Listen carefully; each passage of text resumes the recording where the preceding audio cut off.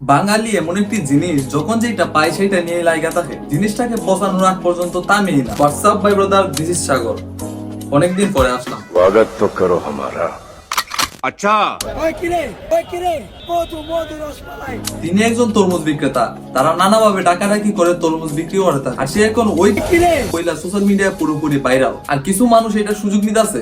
শুধু সুযোগ না রে ভাই, এমন ভাবে তার পিছনে লাগছে সে এখন ব্যবসায় করতে পারতেছে না। সবকিছুর আগে সে একজন বাবা।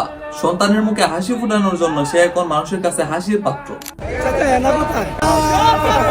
আমাকে কেউ বিরক্ত করবেন না ভাই, আমার 4 লক্ষ টাকার মাল ভাই, ভাই। তার সব থেকে বড় ভুল হলো তার ভাইরাল হওয়াটা। এখন যে যেমনে পারবো তাকে ইউজ করবো। আর পিজ্জা বাগ এই যে দেখেন এখন পিজ্জা প্রমোশন করাইতেছে। তরমুজের ভিতরে মোবাইল পিকচার মধু রসমালাই। মোবাইল প্রমোশন করাইতেছে, কিন্তু তাতে তার কোনো ফায়দা নাই। সে একজন ব্যবসায়ী, কিন্তু কিছু মানুষের জন্য সে এখন ব্যবসাও করতে পারতেছে না।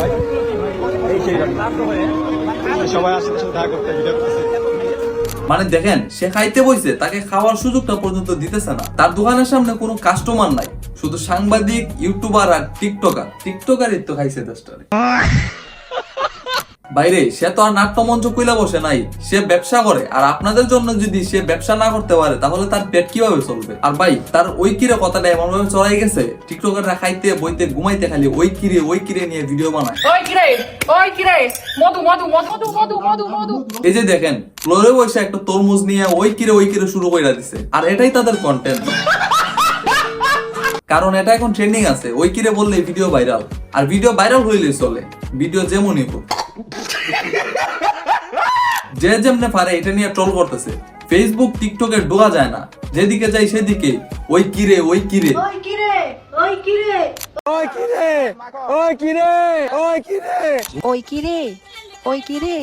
এমন একটা অবস্থা হয়েছে, এখন কেউ হাই হ্যালো এগুলা জিগায় না, জিগায় শুধু ওই কিরে মধু রসমলাই আগুন কারেন্ট। এটা দেখেন, মা বাবার পছন্দে বিয়ে করার পর বিসমিল্লাহির রহমানির রহিম।